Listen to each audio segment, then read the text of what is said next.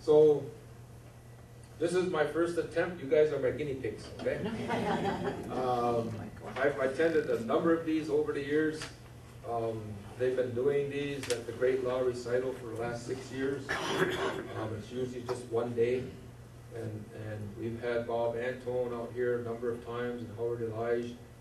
And the very first time that we did this was way back in 1986, I believe it was. 86, 87. It was I think it was 86. I had just started working with our alcohol and drug abuse program. And at that time they called it, what the heck was it called? They had a different name. But it's basically what they've been doing all these years. In educating our people about why we are the way we are.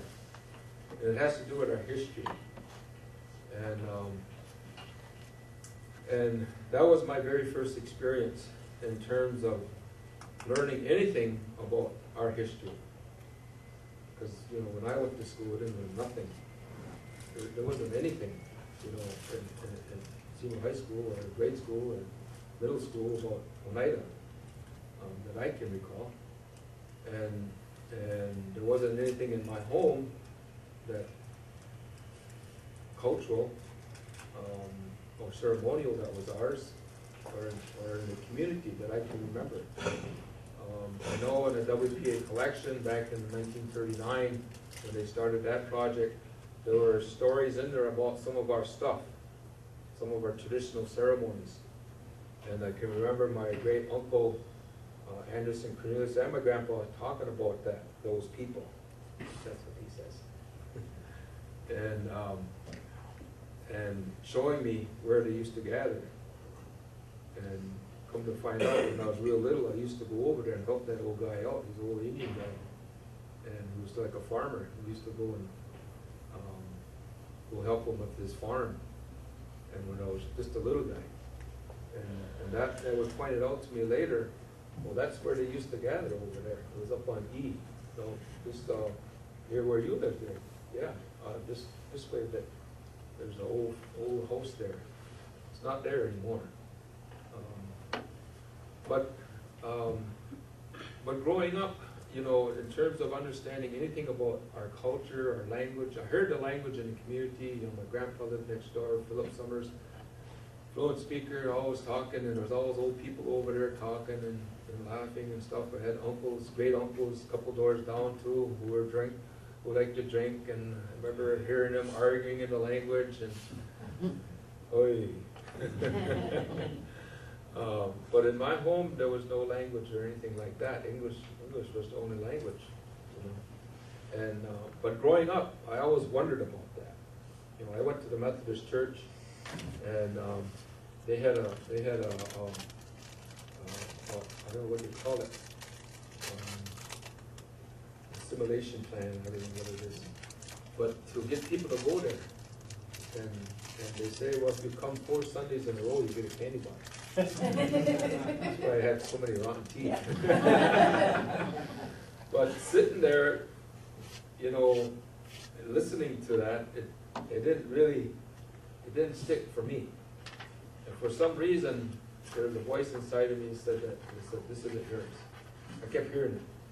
You know, and I never really paid any mind to it, you know, what they were saying in there, you know, in Sunday school, you know, in church. And it wasn't until like in the 70s, you know, when Native American people started asserting their rights, you know, and protesting and things like that. And AIM started, and we started going out to Canada for ceremonies, you know, in the mid-73. That a little light went on inside of my head, a little pea brain, and it took a number of years though for me to jump into it. And I look back and think about that, because in my home, the message I got was that anything to do with your language and culture is not going to do you any good. I can clearly remember my dad saying that, especially when we first started learning. and he was just like disgusted with us, you know, for going to Canada, going to ceremonies, learning our language, you know, and I couldn't understand why, you know, just getting my life together. And it wasn't until I started learning the history piece that things started making sense. You know, that our own people were against our ways. And that's the whole, that was the plan, you know. And so we're going to go over a whole bunch of policies that implemented that plan, by not only the United States government, but governments all over the world, to assimilate and acculturate, you know, indigenous people into their mainstream society. And so that very first time I ever went to one of these kind of things, 1986, probably may have been even before that. No, I don't think I was working then. Might have been 85. I was in college then, and so there was, I think there was 17 or 19 of us, and it was at the health center. AOD was down in the basement then, and Bob Antone and Mike Myers came, and they facilitated that group. It was like 2 or 3 days, I forget exactly, and we did a talking circle. You know, they did a whole bunch of presentations about our history and stuff, and how that affects us, how that affected us. And we did a talking circle, and it was like 17 hours, I believe it was. It took to get through that talking circle. It was like, wow. There was so much emotion that people had finally had a safe place to let that out. And so I kind of want to try to create that here, because some of this stuff is hard. It's hard to look at because of how it has affected each and every one of us. And I thought about this, and I always talk to the Creator all the time, and I firmly believe in that. And it took me a lot of years to get to that. And about how to go about doing this. And initially, I was going to throw all of our culture stuff at you, everything, just drown you in it, and then show you the history, and then I think that would have got everybody, you know, pissed off.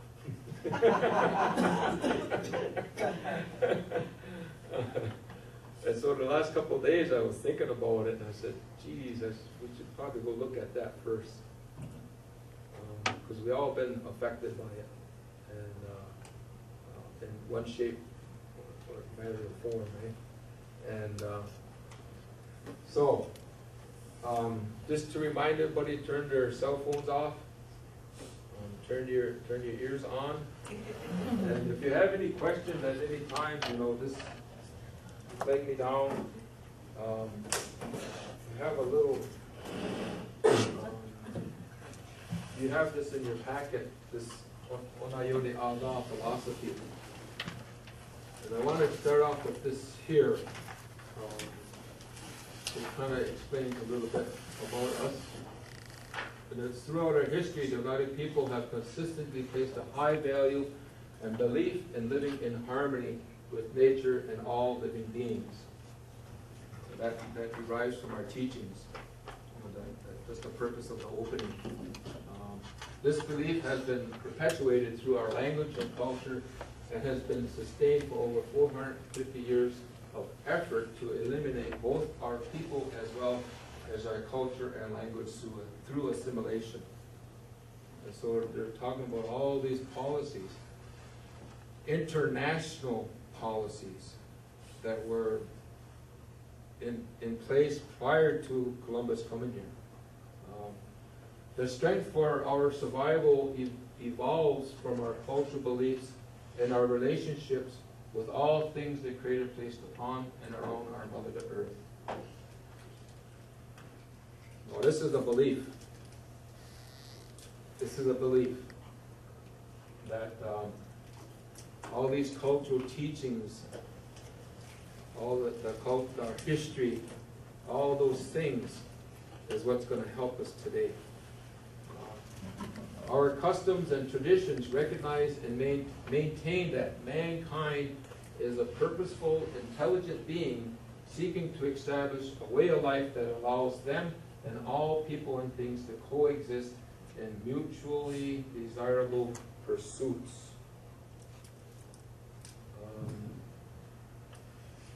Again, in our Dr. Lisa Pupar came up with, I don't know if she came up with it, I never did ask her, but she was one of my teachers back at GB when I was over there in my Native American Studies class, and that's when I really first learned our history.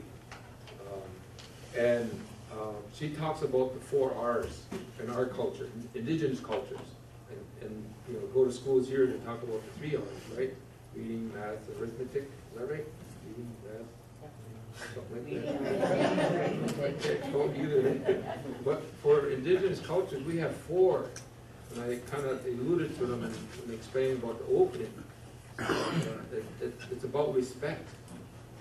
You know, it's that there needs to be that mutual respect. You know, we're all here for a purpose. We're all here for a reason. We've got to find out what that is, because that's going to help our people. It's to help our people. It's not for individual, you know, I don't know what do you call it, allocates. I don't know if that's the word. You know, it's to help, you know, everybody. And that respect, it has to start inside of us. We need to have that respect first, eh? Before it can go out. And to be real, you know. And so that goes out to everything that we talked about in the creation story. So that's the first R, respect. And that's a responsibility that was given to us as people. We were given the responsibility to be the caretakers of this world, this universe. That's our responsibility, the human family. And I've heard elders talk about each race having a different gift, you know, as well.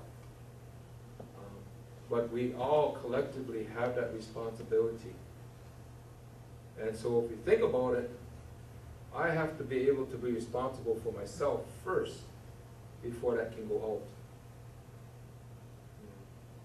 And in our culture, there's all kinds of ceremonies that we have to help you with that. You know, we're revitalizing the rites of passage ceremony. We started that 25 years ago or something like that.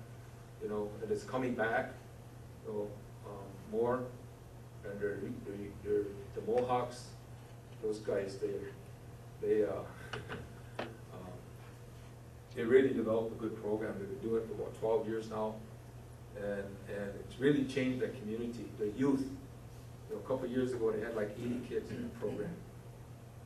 And it's family-oriented, family-based, community-based. You know, we're talking about the role and responsibilities of aunts and uncles. You know, and we need to get that back into our community. You know, as well as the mom and dad and grandparents and all that. But we need to start teaching that with our little guys. You know, instill that pride. You know, being what does that mean? You know, so this responsibility, you know, it's big because it goes all over the place. You know, it's in everything, whether it's spiritual, cultural, ceremonial, or economical. You know. And then the other one has to do with relationships. A relationship that the Creator intended for us to have a relationship with everything in creation. Everything. Even the things that are bad for us, we need to respect those things, to acknowledge those things. And for me, I've never heard that anywhere, like in our ceremonies, really. But it always comes to me, in my mind. We need to show that respect too to Sabone Wata. That's the Creator's twin brother, right? And he put all kinds of things here to raise heck with us, you know. And we need to have a respectful relationship with those things as well, to honor them as well, to show them their respect as well, not just the stuff the Creator put here. We can't totally deny those things. We have to acknowledge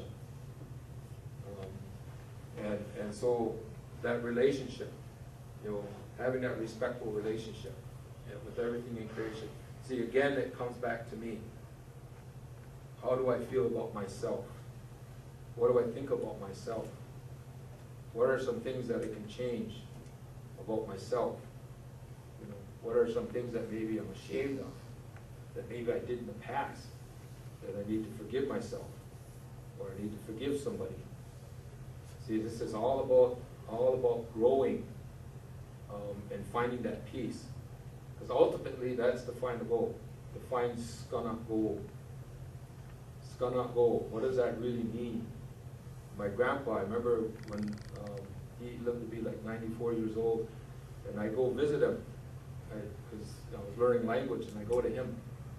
And the very first thing he said, every time, no matter what he was doing, he'd greet me and say, skana go, skana go, go.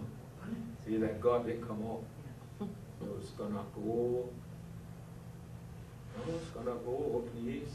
You know. But when I was learning the language and talking to the elders, well, what does that mean, skana? Well, that means fine. Am I gonna go find it? It means fine. Well, define what fine is. What kind of emotion is that? And Tom Porter is real good at, you know, doing that. You know, there's others too. And well, it has to do with being at peace.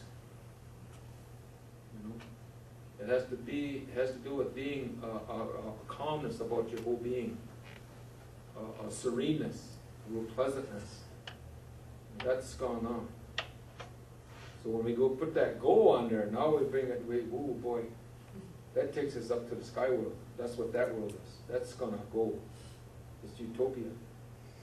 There's no negativity in that world.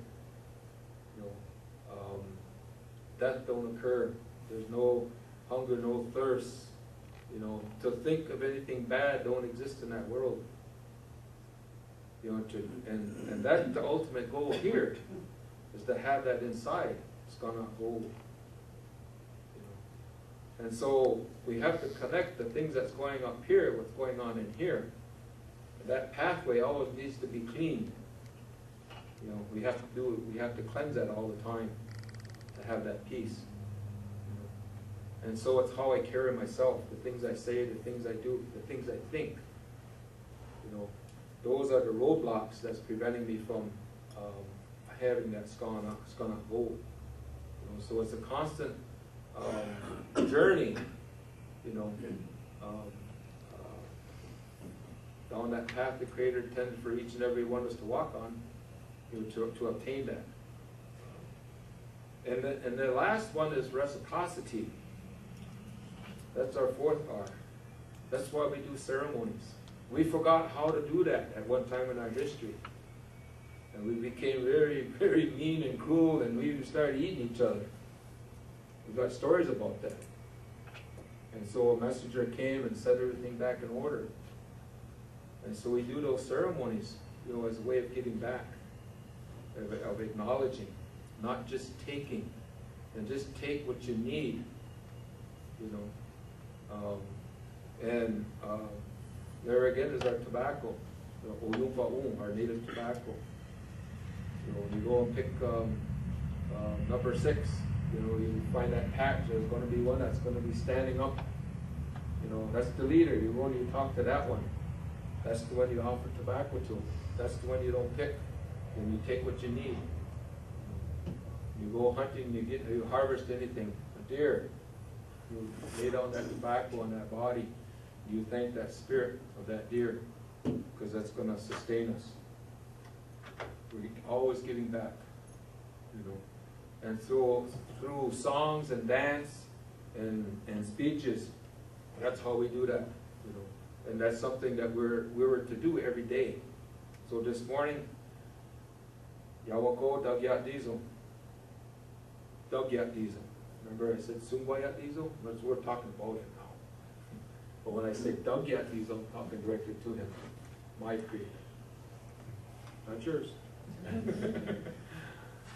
Yawako. It's really appreciated. There's that go again. And we'll say thank you, right? But that go, it means even more. I extend my greetings, my thankfulness, and love to you. Ji, Oyawa Nislade Ne Segu Kunhe. And yet for another day I'm still alive.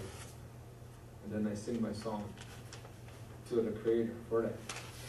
See, reciprocity, giving back, not taking for granted the things, everything here, always giving back, reciprocity. So these responsibilities that we have here, it's big. We feel that an atmosphere based upon the founding principles of the Iroquois Confederacy, many of which are included in the United States Constitution, is vital to Oneida students developing an understanding and practice of mutual respect. Overcoming the dilemma of living in two worlds, which many of our students face today, can be achieved more easily in this setting. We're talking about educating our people about our history, our culture, the creation story up until today. Things that I don't know how good that we're doing, But as the children, that's where that pride comes from. Is teaching them, our history, our culture, our language,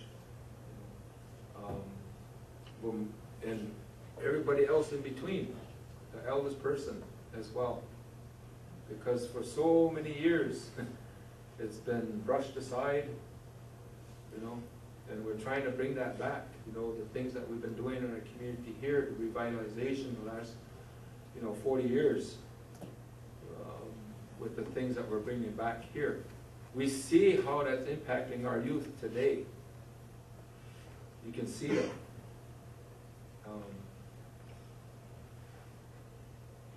But a lot of us don't have that information. We feel we can no longer permit our language and culture to be diminished by non-usage and practice in the public educational setting. Within our culture, there are too many important lessons and concepts that are not being taught and utilized in the learning process because they are foreign to the non-Indian culture. We're hands-on people. To be sitting, like even in this classroom here, setting, it's foreign concept. The example is like the rites of passage or the class that I teach. They're doing a lot of hands-on kind of stuff. Going fishing and eating that fish, going hunting and eating that deer, making jerky out of that deer, smoking that deer, making leather, making tobacco pouches, making clothes, going out and harvesting different wild edible plants and medicines, and all those kinds of things, and introducing indigenous diets, having a garden and growing it and harvesting it and preserving it and eating it, that's all hands-on kind of stuff. And there's lessons inside of that you don't learn in a contemporary school setting. You can't learn that there. It has to go beyond the walls, and it's more active-based kind of learning, and that's a lot of our kids are really, need that because they're the problem child, in our society today. They just think different. Our responsibility to our children and the generations to come is to prepare them for leadership roles and positions of responsibility, utilizing the strengths of the Oneida language and culture. If you have that as your foundation, you have this cultural background, this cultural knowledge, the history, yeah, you can go anywhere, you know. And within our teachings, you can become whatever you want to become, as long as it's in line with your purpose in life, and go anywhere, you know, or practice any way of life with those teachings, having those 4 R's as the foundation of your life, you know, or believe in anything too. Because when those first people came across, they had a whole different philosophy of a way of life, totally foreign to ours, and they had a whole different approach of practicing it. So I was digging through I have a folder, and this probably goes back to 1885, I think I found this. And I thought it was a good place to jump off into this abyss I'm going to create here.